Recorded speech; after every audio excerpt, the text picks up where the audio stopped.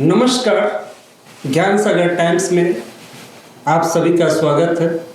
आज ज्ञान सागर टाइम्स के स्टूडियो में वर्तमान समय में हम सभी लोग अक्सर जय श्री राम के नारे या यूं कहें जयकारा लगाते हैं। आधुनिक और डिजिटल युग में प्रभु श्री राम एक ब्रांड बनते जा रहे हैं, परंतु श्री राम तो एक आदर्श है और हम सभी को प्रभु श्री राम के बताए हुए उन आदर्शों पर चलना चाहिए जिससे हमारा जीवन सुखमय आनंदमय हो।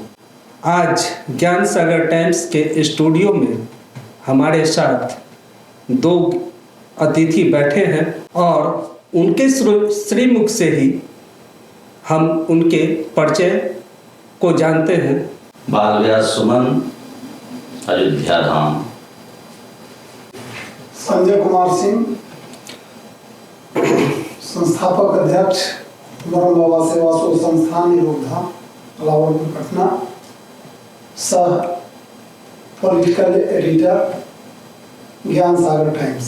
आज हम प्रभु श्री राम के बारे में, उनके अतीत और वर्तमान से संबंधित कुछ सवालों के बारे में हम अपने दोनों अतिथियों से बात करेंगे। सबसे पहला सवाल हम अयोध्या से आए संत बाल व्यास सुमन जी महाराज से करते हैं। वर्तमान समय में राम को पुरुषोत्तम कहने का क्या अर्थ है महाराज जी? पुरुषों में उत्तम, जैसे भगवान के अवतार के विषय में कहा गया है, भगवान अवतारी हैं, अवतार लिए हैं और आज तक जितने अवतार हुए उन सभी अवतारों में मानव अवतार नहीं हुआ। तो मानव अवतार लेने का अभिप्राय है कि मानव की जो संवेदना है, मानव का जो आचरण है, मानव का जो व्यवहार है, मानव का जो धर्म है, वो कैसा होना चाहिए। पत्नी के प्रति, एक पत्नी के प्रति पति का कैसा व्यवहार होना चाहिए, एक माता पिता के साथ पुत्र का कैसा व्यवहार होना चाहिए, समाज के प्रति कैसा व्यवहार होना चाहिए एक व्यक्ति का, सामाजिक व्यक्ति का, और देश के प्रति उसका क्या दायित्व होना चाहिए, ये राम चरित्र में ही प्रस्तुत होता है। राम के विषय में दिनकर जी ने कहा है कि राम तुम्हारा चरित्र ही काव्य है, कोई कवि बन जाए सहज संभाव है। केवल आप राम के आदर्शों का पालन करें तो आज जो संसार में विकृतियां आ रही हैं वो विकृतियां नष्ट हो जाएंगी, नहीं आएंगी। भाई भाई में, पति पत्नी में, समाज में एक दूसरे के प्रति ईर्ष्या भाव, एक दूसरे के प्रति घृणा भाव, ये जो आ रहा है केवल राम को समझने के अभाव में ये सब विकृतियां आ रही हैं। अगर राम को हम समझ लें तो सारी विकृतियां दूर हो जाएंगी, सारा अभाव दूर हो जाएगा। संजय जी, आपके लिए भी यही सवाल है, वर्तमान समय में राम को पुरुषोत्तम कहने का क्या अर्थ है? भगवान राम का सुमन बाबा ने पुरुषोत्तम पर, पुरुषों में उत्तम है पुरुषोत्तम, लेकिन राम के पूरे जब जीवन चरित्र को देखते हैं तो उन्होंने एक मर्यादा में रह कर के ऐसा उदाहरण प्रस्तुत किए कि आज पूरे त्रेता की बात है, लेकिन अभी कलयुग चल रहा है, लेकिन उसके बाद भी देखते हैं कि उनका जो आदर्श है, ऐसा चरित्र कोई भी महाकाव्य में हमको देखने को नहीं मिलता है। जिन्होंने भाई के साथ क्या संबंध होना चाहिए, प्रजा के साथ क्या संबंध होना चाहिए, परिवार के साथ क्या संबंध होना चाहिए, मैंने जो उनकी जो मर्यादा में रह करके उन्होंने जो एक उदाहरण प्रस्तुत किया, आज के संदर्भ में भी उतना ही सार्थक सिद्ध हो रही है जितना उस समय था। और राम के अर्थ को हम लोग व्यापक पैमाने पर ले सकते हैं। तुलसी का राम, वाल्मीकि जी का राम, कबीर का राम, बहुत सारे लोग जो रामायण और रामचरितमानस की रचना की, अपने अपने स्वरूप में भगवान राम का आदर्श प्रस्तुत किए, चरित्र का चित्रण किए। और मर्यादा का जो त्याग और तपस्या होता है वो आदर्श देखने को मिलता है भगवान राम के चरित्र से, इसीलिए हम लोग उनको मर्यादा पुरुषोत्तम नाम कहते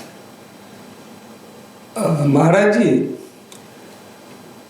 संजय जी ने कहा मर्यादा, आपने भी कहा मर्यादा, तो त्रेता युग में मर्यादा की बात होती थी, लेकिन अभी तो कलयुग चल रहा है, तो कलयुग पे इस मर्यादा को किस रूप से हम देखेंगे और किस रूप से इस मर्यादा का पालन करना चाहिए? लेकिन मर्यादा का पालन तो करना ही पड़ेगा। जो आदर्श हमारे राम ने समाज में स्थापित किया है, तो जब समाज में जो मर्यादा, से पहले बहुविवाह प्रचलित था, जब प्रजातंत्र था, राजतंत्र था, तो उस समय बहुविवाह, दशरथ जी की 307 मात्र रघुवर की, 307 रानियां या 703 रानियां शास्त्रों में बताई गई है राम ललन अच्छु में। तो जब ये हमारे समाज में एक कुप्रथा थी या उस समय का वैसा मांग था, जिसके कारण ये सब विधाएं होती थी। लेकिन जब राम जी का अवतार हुआ, राम जी जब आए, तो पहले राजतंत्र था, उसके बाद राम जी आए तो उन्होंने कहा कि नहीं, राम जब राजा बने तो कहा नहीं, ये ठीक नहीं। राजतंत्र का मतलब राजा अपने हिसाब से समाज को चलाएगा, प्रजा को चलाएगा। राम जी ने इस प्रथा को तोड़ा, कहा कि नहीं, ये ठीक नहीं है। जो भी हम कर लेते हैं राजा के रूप में, वो प्रजा के मेहनत मजदूरी से की हुई है, खून पसीना एक करके और धन एकत्रित करके आपको देता है, आप उससे ले लेते हैं, जबरदस्ती ले लें, करके रूप ले लें, चाहे जिस रूप में ले लें, ले लेते हैं। और राजा मनमाना करता है, जो वो चाहे वो करेगा, प्रजा के अनुसार कार्य नहीं होता है। तो राम जी ने इस राजतंत्र को तोड़ा। जब राम जी राजा बने तो उन्होंने ये उस समय का प्रवेश था राजतंत्र में कि प्रजा अपना दुख, अपना प्रश्न, अपनी समस्या राजा के सामने नहीं रख सकता था, और रख सकता था तो नियोजित होता था कि यही कहना है। भगवान ने इसको तोड़ दिया, राम जी ने इसको तोड़ दिया। राम जी ने कहा कि नहीं, अगर प्रजा से कोई अकर्तव्य हो जाता है, कोई कृत्य हो जाता है, कोई अपराध हो जाता है, तो राजदंड के वो अधिकारी हो जाता है। और राजा अगर अपराध करता है तो राजा को कोई दंड देने वाला नहीं है, सबको दंड दे सकता है, लेकिन राजा किसी को दंड नहीं दे सकता। तो राम जी ने कहा कि नहीं, ये न्याय नहीं है। न्याय ये है कि अगर अपराध राजा करता है तो जैसे प्रजा को दंड दिया जाता है, वैसे राजा को भी दंड दिया जाए। प्रजा को इतनी छूट मिलनी चाहिए। और भगवान ने ये कहा उत्तरकांड में कि जो अनीत कछु भाखो भाई, तो मोहि बरजो भय विसराई। भगवान ने कहा कि अगर मैं अनीत करता हूं, मुझसे कोई अकार्य हो जाता है, कोई अपराध बन जाता है, तो ये प्रजा जो है खड़ा होकर के मुझे रोके, मुझसे प्रश्न करे कि आपने ऐसा क्यों किया और इसका दंड क्या होना चाहिए। अगर ऐसा नहीं किया, क्योंकि उस समय भय था राजा के प्रति कि राजा को हम कुछ कह नहीं सकते हैं, तो भगवान ने इस भय को दूर किया कि नहीं, हमारी प्रजा वही है। कौन? जो हमको निर्भय होकर के हमारे अपराध में या हमसे कुछ गलत हो जाए तो वो आप खड़ा होकर के बता दे कि नहीं ये आपने गलत किया है और उसका हम प्रायश्चित करेंगे, दंड करेंगे। इसका ज्वलंत उदाहरण है जानकी वनवास। प्रजा के लिए भगवान ने अपने प्रिय पत्नी, धर्म पत्नी का त्याग कर दिया। तो मैं कह रहा था कि भगवान श्री राम का जो अवतार वह मर्यादा, तो पहले मर्यादा ये नहीं थी, भगवान ने इसको हटाया। नहीं, ऐसा नहीं होना चाहिए। समान अधिकार सबका हो, राजा प्रजा अधिकारी पदाधिकारी जो भी हो सबका अधिकार समान हो। अपराधी जो भी हो, अपराध जिससे बने वो दंड के अधिकारी। उस समय का जो प्रचलन, इसको भगवान ने तोड़ा। संजय जी एक सवाल आ रही है। महाराज जी ने कहा कि रामराज त्रेता युग में प्रजातंत्र था, वर्तमान समय में आप इसे कैसे देखते हैं?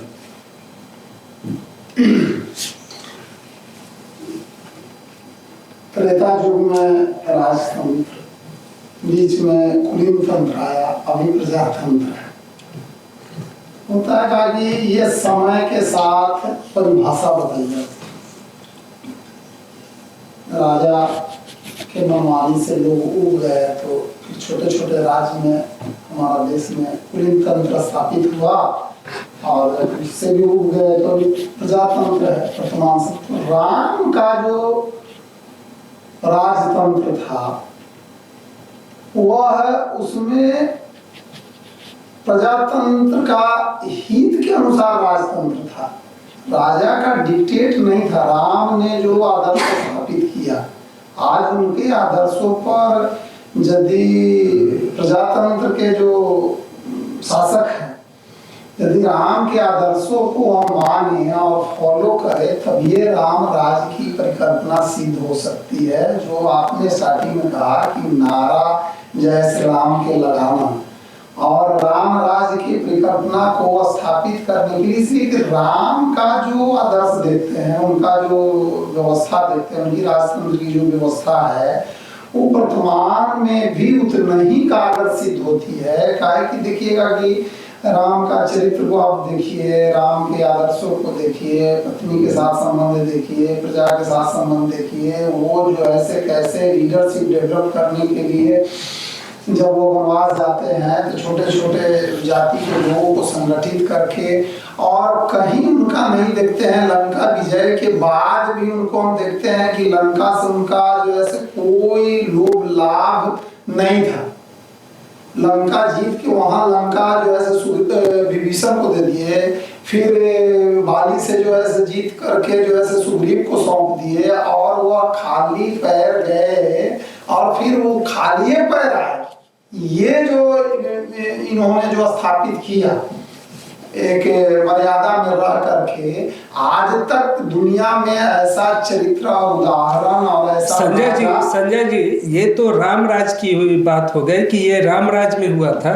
वर्तमान समय में आप इसे किस रूप से देखते हैं? उसी को न कर रहे हैं कि आज उनकी जो वर्तमान स्वरूप में जो वर्तमान समय में लोकतंत्र नेताजी वर्तमान समय में अभी जो शासन व्यवस्था चल रही है और वर्तमान समय के शासन व्यवस्था में भी लोग रामराज की बातें करते हैं, तो जो बातें हो रही हैं वो कहाँ तक सही है? और देखिए वर्तमान में हुआ कहा कि कालांतर में हमारा देश जो है हजारों वर्ष गुलाम हो गया। हजारों वर्ष के गुलामी में पश्चात सभ्यता और संस्कृति आपके यहाँ आ गई और आप जो है जो दर्शन और विज्ञान जो रामचरितमानस और रामायण के माध्यम से आपको जो बताया गया, तो वह दर्शन विज्ञान आपके यहाँ धीरे धीरे विलुप्त हो गया। आप आ गए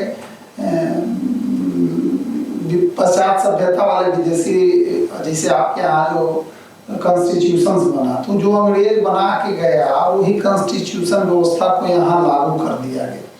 और राम राज्य की बात करने में दोनों काम कैसे संभव होगा? राम के वहाँ देखते हैं कि संविधान में चित्र लगाया गया, लेकिन राम राज्य के परिकल्पना से जो ऐसे कंसेप्ट लेके आप अपने इंडियन कॉन्स्टिट्यूशन में उनकी व्यवस्था की, उनकी अवधारणा को लागू करते, तब एक नए भारत का निर्माण होता। आप चाहिएगा कि मिश्रित व्यवस्था में राम राज्य की परिकल्पना संभव नहीं है। आप देख रहे हैं ज्ञान सागर टाइम्स, और ज्ञान सागर टाइम्स पर आज एक्सक्लूसिव बातचीत हो रही है पुरुषोत्तम राम अतीत और वर्तमान। त्रेता युग में राम राज्य की परिकल्पना वर्तमान समय में क्यों नहीं? हमारे अतिथि ने बहुत ही अच्छा जवाब दिया। अब हम आगे बढ़ते हैं। महाराज जी, अगला सवाल है, भगवान राम को वनवास मिला था 14 वर्षों के लिए। ये वनवास की जो यात्रा थी, ये वनवास की यात्रा में राम के निर्णय जो थे, प्रभु श्री राम के जो निर्णय थे, उससे समाज को कौन कौन से संदेश गए थे, वो संदेश के बारे में बताने का कष्ट करें। भगवान राम की जो यात्रा, जो वन की यात्रा है, एक परिवर्तन की यात्रा है। राज में रह करके, राजकुमार रह करके, राज सुखों को भोग करके हम प्रजा के दुख को नहीं समझ सकते। राज में और राज की वातावरण में रह करके हम सामान्य प्रजा की बात नहीं समझ सकते हैं कि उसके दिल में क्या है, वो क्या चाहता है, उसका मनोभाव क्या है, उसकी उत्कंठा क्या है, उसका उत्साह क्या है, राज के प्रति उसकी भावना क्या है। ये सब जानेंगे तभी जब कछुकाल करिए सत्संगा, जब उनसे हमारी संगति होगी, उनके जीवन यापन में हम सम्मिलित होंगे, तभी हम सच्चे नेता और नेतृत्वकारी बन सकते हैं। अगर ऐसा नहीं है तो ये छलावा है। तो भगवान ने सोचा कि केवल राज्य में रह करके भाषण कर लेना और आश्वासन दे देना, इससे हमारे कर्तव्य का निर्वहन हो जाता है, ऐसी बात नहीं है। भगवान ने उसको जिया है कि अगर सचमुच में तुम नेतृत्व करना चाहते हो, नेता बनना चाहते हो, महा अभिनेता बनना चाहते हो, तो उसके लिए तुम्हें वहां तक पहुंचना पड़ेगा, जन जन तक पहुंचना पड़ेगा। और जब तक जन जन तक नहीं पहुंचोगे, तब तक जो राम राज की परिकल्पना है वह नहीं हो सकती है। उसके लिए केवट से मिलना पड़ेगा, और केवट से मिलने के बाद जो भगवान ने जो वहां वार्तालाप केवट और भगवान के बीच हुई है, भगवान ने कहा मांगी नाव न केवट आना, केवट ने कहा नहीं आऊंगा। ये जो अकड़पन है, ये देखना जरूरी है। और अकड़पन में आकर उसने कहा कि मांगी नाव न केवट आना, कहीं तुम्हारे मरम में जाना, मैं आपको जानता हूं। तो मेरे प्रति जनता का क्या भाव है, जब तक हम उनसे मिलेंगे नहीं, उनके साथ बैठेंगे नहीं, उनसे सत्संग नहीं करेंगे, तब तक हम उनके हृदय की गति को नहीं समझ सकते, उनके हृदय के भाव को नहीं समझ सकते। और जब तक समझेंगे नहीं, तब तक हम उसकी समस्या का समाधान नहीं कर सकते हैं। केवल कर सकते हैं कि गरीबी हटाओ और गरीबी हटाओ, गरीबी उन्मूलन, लेकिन ये सब करने के बाद गरीबी बढ़ती जा रही है और उसका उन्मूलन नहीं हो पा रहा है। भगवान ने कहा ऐसे काम केवल कहने से नहीं होगा, कार्यान्वित करना होगा। कार्य क्षेत्र में स्वयं को उतरना पड़ेगा, चाहे वो राजा हो, मंत्री हो, अधिकारी हो, सबको जन जन में जाना पड़ेगा और जन जन की समस्या को समझना पड़ेगा, तभी आप राम राज ला सकते हैं। तो भगवान ने ये संदेश दिया केवट से मिलकर केवट के विषय में पहले बताया जाता था, केवट अस्पृश्य जाति का है, उसे छुआ नहीं जा सकता, अगर छू ले तो अपवित्र हो जाते थे। भगवान ने केवट को गले लगाया और केवट को गले लगा करके ये भ्रांतियां दूर की कि नहीं, किसी को छूने से कोई अपवित्र हो जाता है, ऐसी बात नहीं है। ये भ्रांतियों को दूर किया भगवान ने, केवट को गले लगाया, कोल भीलों को गले लगाया।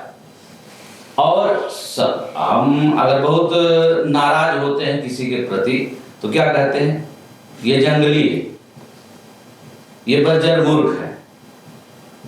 तो भगवान ने उन जंगलियों को जो जंगल में निवास करते थे, जीवन जावन जंगल में करते थे, उन जंगलियों को गले लगा करके और ये संदेश दिया कि नहीं, वो उनमें भी जीव है, उनमें भी एक दिल धड़कता है,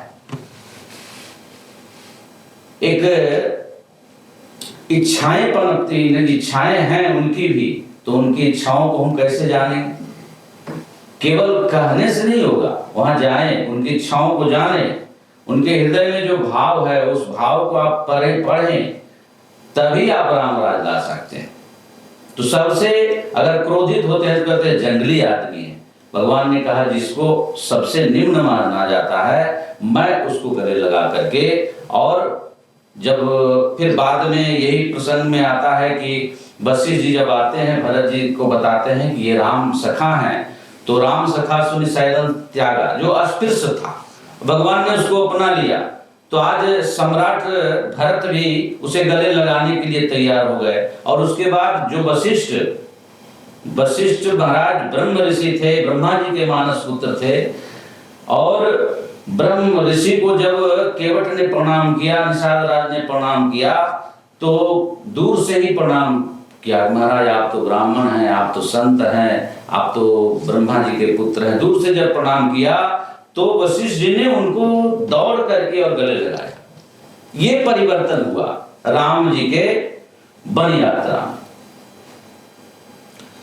संजय जी, महाराज जी बता रहे हैं कि जब प्रभु श्री राम जंगल की ओर गए तो कई संदेशों को दिए। महाराज जी ने बताया कि भाई निषाद राज को उन्होंने गले से लगाया। आप इस प्रसंग को वर्तमान राजनीति में किस रूप से देखते हैं? वर्तमान संदर्भ में जो अयोध्या की घटना, दशरथ जी के वचन को मानना, 14 वर्ष के वनवास के लिए भगवान राम जंगल की तरफ निकले, वहीं से देखते हैं कि उनका एक आदर्श कि अकेले निकलने के लिए तैयार थे। भाई लक्ष्मण उनके साथ हो गए, माता सीता भी साथ हो गई, वो अकेले जाना चाहते थे लेकिन साथ में, और प्रजा को भी यह संदेश देके गए कि जिस तरह से हमारे प्रति जो श्रद्धा और प्रेम है, वह प्रेम भाई भरत के लिए भी उतना ही प्रेम होना चाहिए, नहीं तो उस समय का प्रजा जो है विद्रोह कर देता, विद्रोह करके जो है अयोध्या की शांति व्यवस्था भंग कर सकती थी। लेकिन भगवान राम ने सबको कंट्रोल करके वनवास, तो उनका जो वनवास की जो यात्रा है वो हम देखते हैं कि पूर्ण रूप से सामाजिक न्याय, वर्तमान संदर्भ में जो देखते हैं कि सामाजिक न्याय, लेकिन वो अपने आचरण से सामाजिक न्याय का सबसे पहले, यदि संस्कृति और सभ्यता में आपका उदाहरण कहीं से देखने को और खोजने को मिलेगा तो भगवान राम का सामाजिक न्याय देखिएगा कि वहाँ सबसे पहले केवट से मिले हैं तो गले लगाए, निषाद राज को गले लगाना, जो नाविक है। नेताजी संजय जी, आपको हम यहाँ पे ब्रेक कर रहे हैं और ये पूछ रहे हैं, प्रभु श्री राम ने त्रेता युग में निषाद राज को गले लगाया था, लेकिन वर्तमान राजनीति में जो लोग मिलते हैं और गले लगाते हैं उसके अर्थ तो कुछ और होते हैं। तो आप वर्तमान संदर्भ में आ रहे हैं, निषाद को गले लगाना, सबड़ी के जूठे बैर खाना, सुग्रीव बाली के हत्या करके सुग्रीव को राजाभिषेक करके या सुग्रीव के साथ होना, वहाँ सीता की रक्षा में जो जटायु गीध है, अपने पिता दशरथ जी के श्राद्ध नहीं किए, लेकिन जटायु गीध के वह श्राद्ध किए हैं।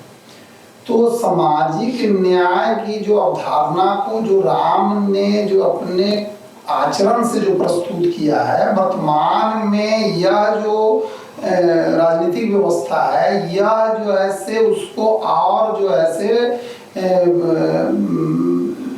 खंड विखंड करके और समाज में जो ऐसे राम राज्य के कंसेप्ट को न ला करके उसको खंड खंड में तोड़ दिया है। यहाँ तो जो देख रहे हैं कि जितने भी जाति उपजाति बना के 60,000 जाति उपजाति में देश को विभक्त करके और जो है से उसका शोषण किया जा रहा है। वर्तमान में तो यही देख रहे हैं कि वो भगवान राम के मर्यादा पर यदि हमारी व्यवस्था चलती तो सामाजिक न्याय का मतलब है कि हनुमान जी जो सुग्रीव के नौकर थे, उनको देखते हैं कि पंचायतन परिवार का सदस्य बना दिए और उनको भी मुकुट दे के साथ में रखे हैं। ये था उनका सामाजिक न्याय। और अभी जो है, अभी का जो लोकतंत्र में जो सामाजिक न्याय है वो देख सकते हैं। वहाँ तो निषाद को भी वही सम्मान है, सबरी को भी उतना ही प्रेम है, जटायु को भी उतना ही है, सुग्रीव का भी उतना ही है, हनुमान का भी उतना ही है। उनका जो वन गमन यात्रा जो है विशुद्ध रूप से सामाजिक न्याय की अवधारणा रामे के द्वारा जो है बताया गया, कैसे जो है छोटे छोटे लोगों को ले करके जो है सम्मान पूर्वक और आप जो है वो बिना उनके लेकर के लंका को भी जीत करके, उस समय का जो सुपर पावर जो था वह लंका ही था। रावण का जो लंका था उस समय का सुपर पावर था, और वहां भी यह जो है छोटे छोटे लोगों के साथ लेकर संगठित शक्ति बनाकर एक आदर्श प्रस्तुत किए कि युद्ध आप जो जीतना है तो इन छोटे छोटे लोगों का हौसला बुलंद करके और जो ऐसे गले लगाकर आप युद्ध जीत सकते हैं। लेकिन वर्तमान में ऐसा दिखाई नहीं देता है। आप देख रहे हैं ज्ञान सागर टाइम्स। ज्ञान सागर टाइम्स पर एक आज बड़ी चर्चा चल रही है पुरुषोत्तम राम, अतीत और वर्तमान। महाराज जी, रामायण पूरे देश में, पूरे विश्व में कई भाषाओं में कई वक्ताओं ने, कई राइटरों ने लिखा है, लेकिन ज़्यादातर रामायण तुलसीदास और वाल्मीकि की ही पढ़ी जाती है। तो तुलसीदास और वाल्मीकि के रामायण में राम की छवि में क्या अंतर है, इसके बारे में मुझे बताएं और हमारे दर्शकों को विस्तार पूर्वक बताएं। देखिए, रामचरितमानस, पहले तो जान लीजिए कि तुलसीदास जी ने रामायण की रचना करी ही नहीं।